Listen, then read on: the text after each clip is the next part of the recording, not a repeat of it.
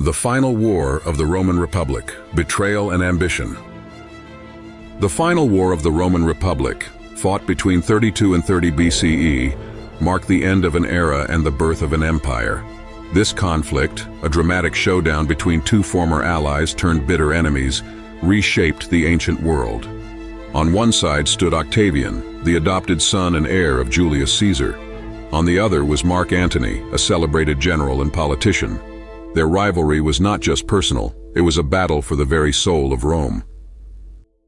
The roots of the war lay in the uneasy alliance formed after Caesar's assassination in 44 BCE. Known as the Second Triumvirate, this pact included Octavian, Antony, and Lepidus, who divided control of Rome and its territories among themselves. Initially, their combined forces crushed Caesar's assassins Brutus and Cassius at the Battle of Philippi in 42 BCE.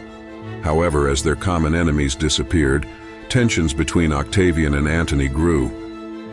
Antony's alliance with Cleopatra VII, the powerful queen of Egypt, escalated the conflict. Cleopatra, already a significant political figure, wielded influence over Antony, who abandoned his Roman wife Octavia, Octavian's sister, to live with Cleopatra in Egypt. This not only insulted Octavian, but also painted Antony as a traitor to Rome's values. By 32 BCE, Octavian exploited the growing resentment toward Antony. Using propaganda, he portrayed Antony as a Roman who had fallen under Cleopatra's spell, willing to sacrifice Rome's future for the exotic allure of Egypt. Octavian declared Antony a threat, accusing him of planning to establish a foreign dynasty with Cleopatra, which would undermine Rome's power. War was officially declared in 32 BCE, but it was framed as a campaign against Cleopatra rather than Antony. This clever political move allowed Octavian to present himself as a defender of Roman traditions, rallying the Senate and the people to his side.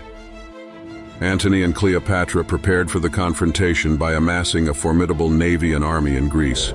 Their forces were vast, including 500 warships and tens of thousands of soldiers, but their reliance on the loyalty of local allies and the challenges of coordinating such a massive force exposed weaknesses. Meanwhile, Octavian, a shrewd tactician, focused on cutting off his enemy's resources. His brilliant admiral Agrippa led a naval blockade, choking Antony and Cleopatra's supply lines. The decisive confrontation came at the Battle of Actium on September 2, 31 BCE. Fought on the Ionian Sea, it was a clash of fleets, with Octavian's smaller but more maneuverable ships squaring off against Antony and Cleopatra's larger, heavily armed vessels. Antony's strategy faltered as Octavian's forces outmaneuvered him. Cleopatra, sensing defeat, fled the battle with her ships, and Antony, consumed by his attachment to her, abandoned his forces to follow her. This betrayal of his troops shattered their morale and ensured Octavian's victory. The aftermath of Actium sealed Antony's fate. His once mighty army surrendered and he retreated with Cleopatra to Egypt. Back in Rome, Octavian's propaganda machine celebrated his triumph. He was hailed as a savior who had preserved Rome from the foreign domination of Cleopatra, but the war's final act was still to come. In 30 BCE, Octavian marched on Egypt. Antony and Cleopatra, isolated and desperate, tried to rally their remaining forces but were quickly overwhelmed. Antony, facing inevitable defeat, committed suicide, falling on his sword. Cleopatra famously followed him in death, allegedly allowing herself to be bitten by an asp, a venomous snake. Octavian claimed Egypt as a Roman province, plundering its wealth to solidify his power. With Antony and Cleopatra dead, no one remained to challenge him. The final war of the Roman Republic was more than a personal feud. It symbolized the death of democracy in Rome.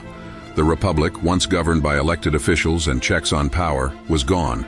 In its place rose the Roman Empire, with Octavian, now known as Augustus, as its first emperor. This transition came at a cost. Rome's ideals of shared power and civic duty were replaced by autocratic rule. Augustus claimed he restored the Republic, but in reality, he wielded absolute control. The Senate became a shadow of its former self, and the voice of the people faded. The war left a trail of devastation, from the betrayal of Roman soldiers at Actium to the desolation of Egypt. It was a reminder of how ambition and personal rivalries could destroy nations. The final war of the Roman Republic is a dark chapter in history, one that demonstrates how power can corrupt and lead to destruction. For high school students studying this period, it's a lesson in the fragility of democratic institutions and the dangers of unchecked ambition. Rome's transformation into an empire brought stability, but it came at the cost of the principles that had defined it for centuries.